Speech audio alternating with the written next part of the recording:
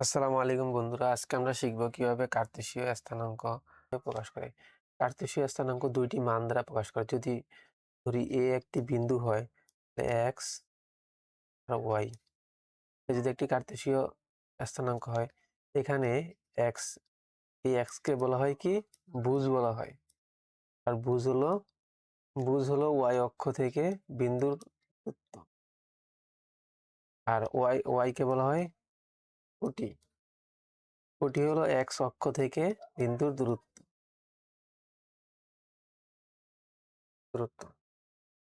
চলো আমরা একটু গ্রাফের সাহায্যে বোঝার চেষ্টা করি। এখানে এটা হলো এক্স অক্ষ আর এটা হলো ওয়াই অক্ষ।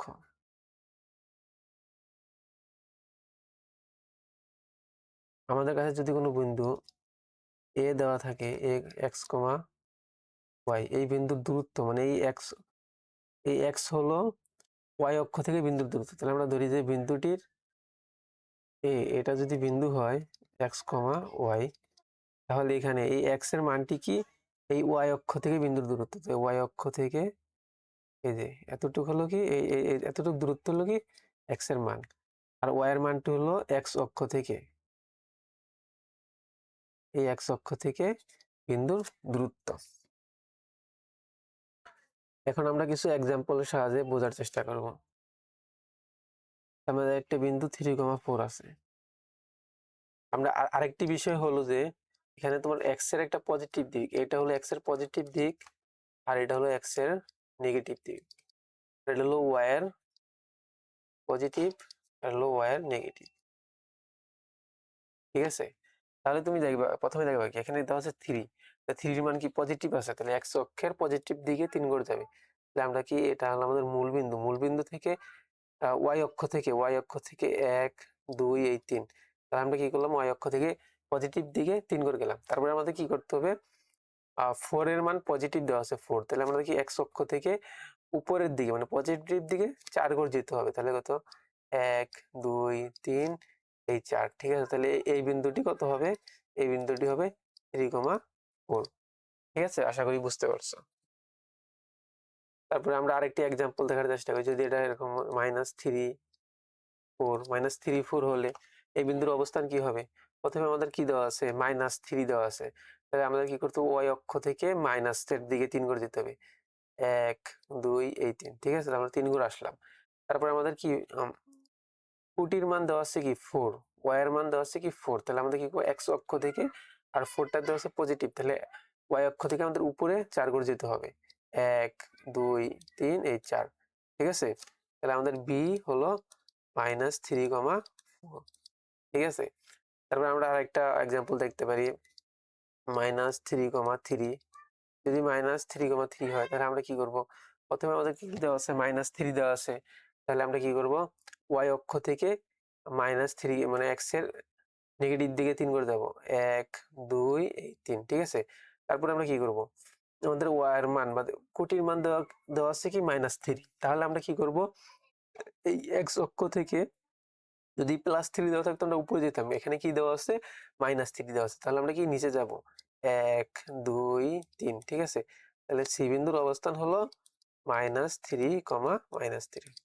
ঠিক আছে, আমরা তাহলে আরেকটি বিন্দু দেখি, যেমন 4 -2। যদি 4 -2 দেওয়া থাকে তাহলে আমরা কিভাবে বাড়ি করবো, এখানে 4 দেওয়া আছে, 4 কি পজিটিভ দেওয়া আছে। তাহলে আমরা কি করবো, ওয়াই অক্ষ থেকে 4 ঘর এক্স এর পজিটিভ দিকে যাব। 1 2 3 এই 4 ঘর। ঠিক আছে, তারপর আমরা কি করবো, আমাদের ওয়াই এর মান দেওয়া আছে -2। যদি +2 দেওয়া থাকতো আমরা উপরে যেতাম, প্লাসের দিকে যেতাম। -2 দেওয়া আছে তাই আমরা নিচের দিকে যাব, 1 2। ঠিক আছে, তাহলে আমাদের এই বিন্দুর অবস্থান কত, 4 -2। তাহলে আমাদের ডি বিন্দু। এভাবে আমাদের যদি কোনো কার্তেশীয় স্থানাঙ্ক দেওয়া থাকে তাহলে আমরা স্থানাঙ্ক দ্বয়ে এর অবস্থান নির্ণয় করতে পারবো। আশা করি সবাই বুঝতে পারছো। বুঝতে না পারলে কমেন্ট করে জানাও।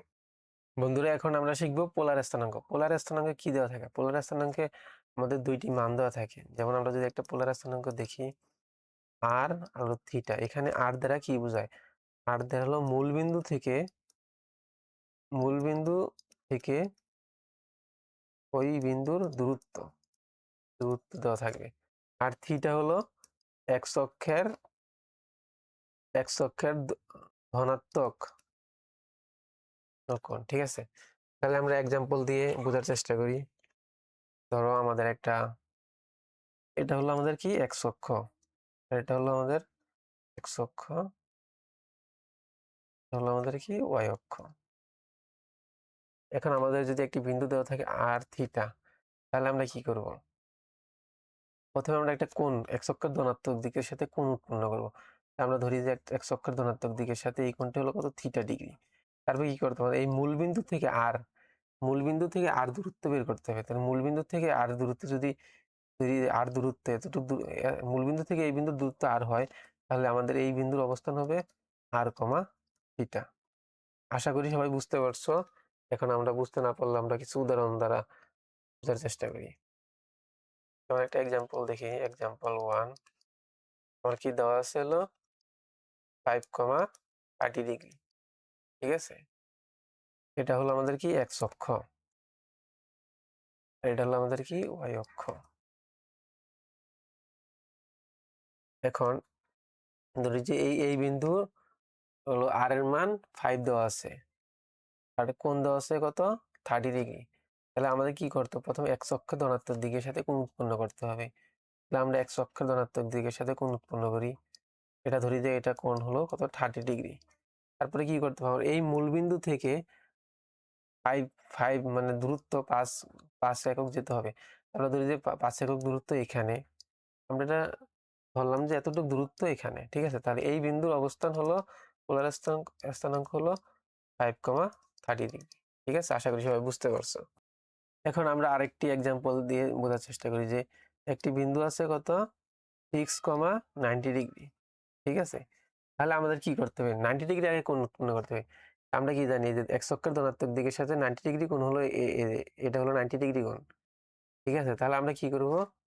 এটা হলো আমাদের 90 ডিগ্রি কোণ। তারপরে কি করতে হবে? 6 একক যেতে হবে।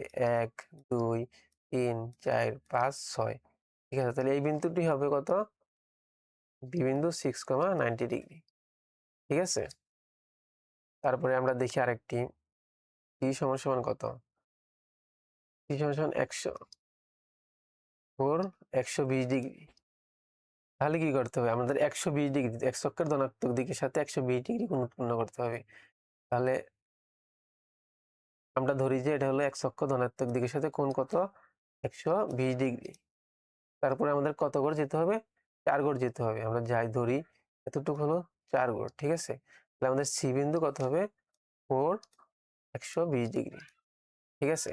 পোলার স্থানাঙ্ক দেওয়া থাকলে আমাদের প্রথমে কাজ করতে হবে কি, x অক্ষের সাথে থিটা ডিগ্রি কোণ আঁকতে হবে, থিটা ডিগ্রি কোণ আঁকতে হবে। তারপরে ওই রেখাটাকে, ওই যে আমরা যেই একটা x অক্ষের থেকে ধনাত্মক যেই কোণ আঁকলাম, ওই রেখা থেকে মূল বিন্দু থেকে ওই রেখায় দূরত্ব যেতে হবে, দূরত্ব যেতে হবে। এভাবে আমরা এই দুইটি কাজের মাধ্যমে আমাদের পোলার স্থানাঙ্ক দেওয়া থাকলে আমরা অক্ষ দিয়ে কোনো বিন্দুর অবস্থান সহজেই নির্ণয় করতে পারবো।